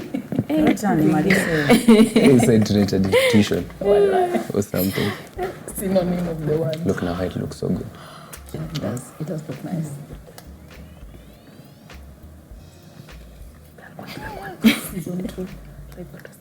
Are we ready? Yes. Okay, on the count of 3. 3, 2, 1, reveal. Hey, I don't know. Oh, it's about to sitisha sisi. It depends. Okay, sawa. Who wants to start? Age disparity, age differences, age gaps. Why are we so bothered? Like, that's my first Like when I age, what will age do? Yeah, what will age do? So the proposers emphasize on potential power. Proposers zinakuanga wewe? Hapana. Power imbalance. Power imbalance, exploitation, and societal judgment. Opposers argue for individual agency and potential for consensual and fulfilling relationships, regardless of the age gap. I propose. For once. No. But you individual agency. Yeah, I'm You for choose. that. Yeah, So you oppose. Okay. All right. Who wants to take this one? Power imbalance, exploitation. Kama Tony ashasema kitu aanze. Ladies and gentlemen, Oh, judges. yeah. I think I oppose. First of all, maybe what's the biggest age gap you've had with a partner? Oh, me personally. Kwani how many partners have I? No, just from the ones you've had, was it like a 4-year age, 5-year? Were they older? Older or younger? Yeah. Oh, Yeah. okay. Yeah, to what? Okay. They were older than you or younger than you? Younger. Younger. Yeah. Okay. And how old are you now? Quite shy. She's now turning 35 years old. Sam, what's like the biggest 25. age gap? Age gap. Either from your current or past.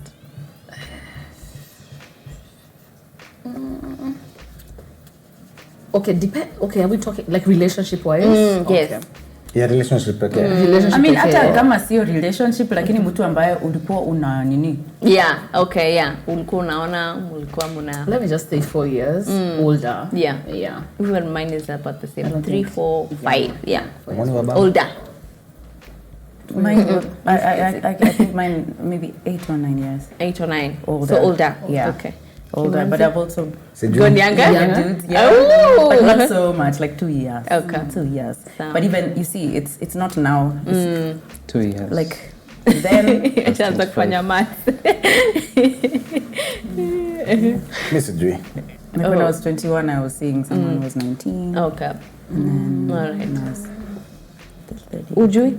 Walai, I don't even ask people. Their Whatever. age. Not that you don't ask. Of course, there is the cut where you don't, you can't go beyond. Of course, underage is a no-go zone, so you wouldn't want to be in such situations because it's not, it has its own. But knowing people's age, I find it's very limiting.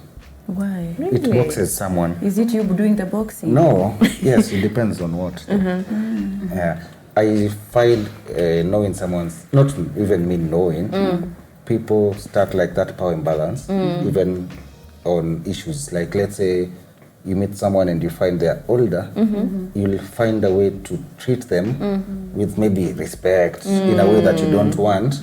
Like, remember, this is someone you are maybe cordial with, but because of their age, there are things you feel like, Yeah. and also if they're younger, there's a You way have to you look disrespect me properly. respectfully, and then I see you're like, oh, sorry, Yeah. did Pole that hurt mkubwa.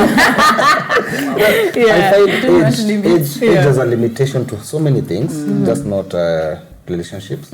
Like, even if you're meeting with someone and you find they're 10 years younger than you, your outlook to them turns. Compared, if we're all chilling here, regardless of our age, we respect each other's opinions. Yeah.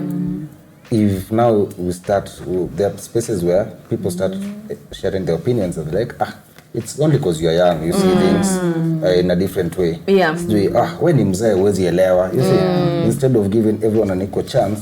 So you find even when people are seeing each other and there's an age gap, whether small or big, if it's small, now you see you're able to resonate on a common ground. If you're the same age, you're able to not have those things. But if someone is like 5-4 difference, you're like, there's that generational thing, either they're Gen Z and then, I don't know, you're millennial.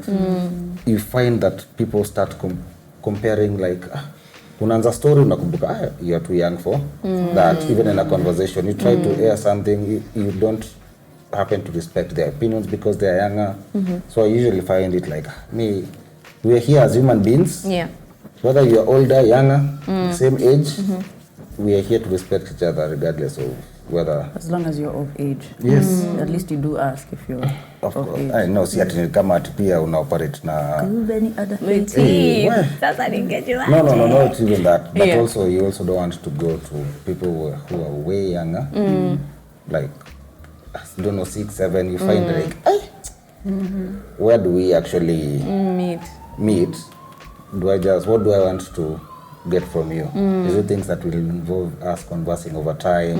And how will our conversations be based? Like, because if you look at the power imbalance from like different generations, and I know it happened mostly with our great grandparents and grandparents, where you like, and I found it common with many people as we are talking growing up, you find like the age difference is, I don't know, 13 years, 15, because there's a reason those people. Case example, our founding president, the age difference between him and the former Mama Ngina, yeah. if you look at the age difference, he was 55, she was 18. You never Google that. I think, yeah, it was 55, I think. It was, the difference was Now that one big. is open to social judgment. And now you see, for many people at that time, used to prefer younger girls. Of course, for, I don't know, their appeal. You know those things that society is, just levels up or looks at and uses it as a gauge. No one wanted. First, I don't even know who was married when they were, I don't know, 27, 28. Then they came this other generation now of our parents, who most of them got married in their 20s. One is 26, another is 23, 25, 24. Like now the gap became smaller. Now because the gap was already smaller, now for us, it's, you know, you'll find people who have dated for 8 years. Unajua ukisikia mtu amedate 8 years, unajua nyinyi miaka yenu tu iko hapa pamoja. Maybe you met 1918, you know. Now you are almost 30, both of you, compared now to. And if it's just small, you know, dating or flings or those things. Roho ikipenda inapenda, ichaguangi miaka saa ingine. Yeah. I think I said what I said, like, I don't know, because I feel like it shouldn't really matter. Although I see how power can play in terms of like age, because I don't know if you've experienced, like if you notice all, like most of the guys that you know when you are in that first talking stage, then they ask you, baby, how old are you? And then they're giving you that eye of, you know, how much have you experienced? How much are you going to offer?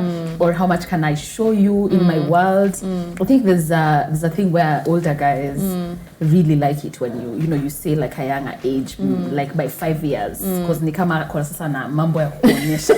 See, that's why even girls have these things of people lying their age, because there's a way they also want to feel like they want to show the experience, because some girls, like, you might be younger, but you want to tell them, I'm 23, you know, and maybe you're like 19 or something.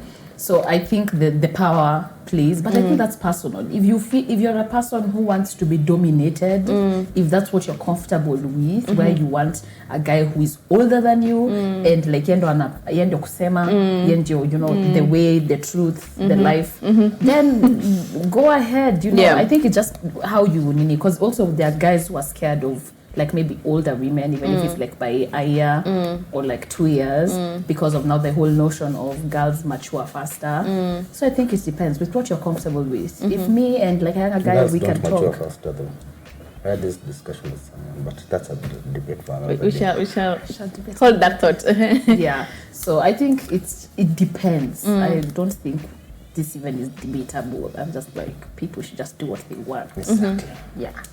You know, what inspired this debate was I was talking to one of my friends, and we were having like a very heated argument. And he was, okay, as the host, I'm supposed to maintain, you know, neutrality.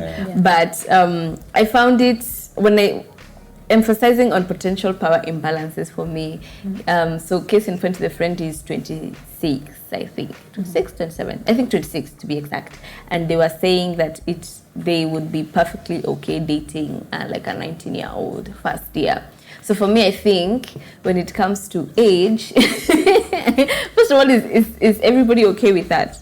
Like a 26-year-old guy. Personally, and a 19. I'm not like the way I've seen the world operate. It happens. It happens. Yes, it happens. But for me, I think it was a question of, I think with people's ages comes like differing experiences. And you are at such, maybe for me, I couldn't fathom what the 26-year-old and the 19-year-old would be talking. Yes, I'm aware that these things happen, and it's not to negate their existence, but I was just having some trouble. You'd be surprised that they connect very...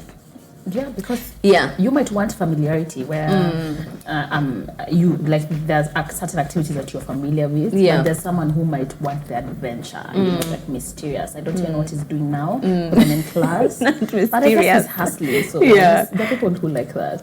Yeah. Okay. Patricia? I said it depends, right? Because I think it's one thing to say, you know, a 40-year-old and a 50-year-old versus an 18-year-old and a 28-year-old, right? And, you know, of course, speaking about, is this under the assumption that we're talking about adults, people from 18 and above? Yes, right? so not grooming. So not grooming. But yeah, I think it does definitely speak to the power imbalances, life experiences, you know. I think it really does depend. And I think for me, I would, you know, just be like 18, 28, that Side-eye. a side-eye, you know, Bombastic but also not side-eye. to say, not to take away from, there's people who found genuine connection and love and built beautiful marriages or partnerships. Sure. But I think it really just depends. And because, yeah, again, a 40-year-old and a 60-year-old, an 18-year-old and a 38-year-old, it's 20 years, bruv. Bruv. You know, so I think it depends. I really honestly think it depends. Yeah, like the difference is already more than one age. You know, like... There can be a whole human being different. When you're still a teenager, you know? Yeah. So I do, yes, personal agency is important, but I think also it just really depends on what the dynamics are, what the situation is, what the intention is. You know, some people are just like predators. When you hear a dude saying, I mean, wapenanga watu wadogo. Wadogo. It's just like, really okay, unfortunate. that intention is not pure. Or That's it's taken not- advantage of. So I think it's also it really depends. But I would say, But there's also, unfortunately, of course, there's people who like them young, but there are also some who like them old. Because kuna mtu anasema mimi napenda baba watu wazee, and I'd rather be with someone who's 50, 60 when I'm in my 20s.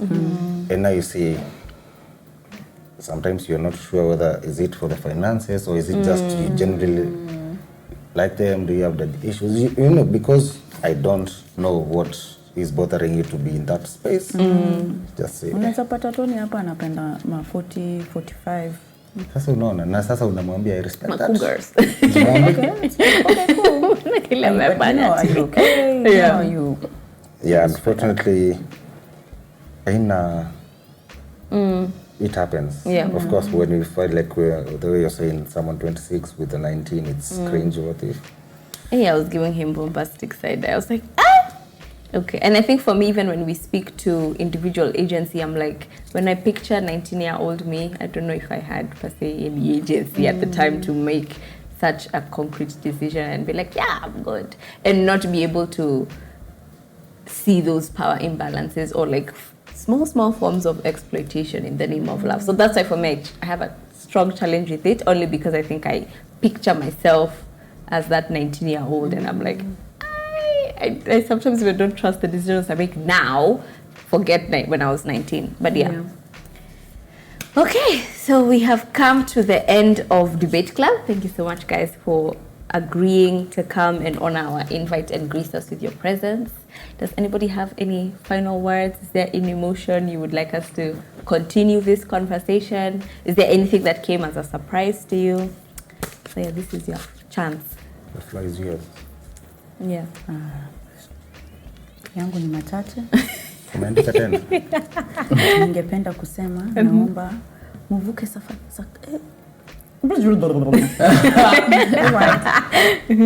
ningependa sana kuomba muvuke Naomba sana.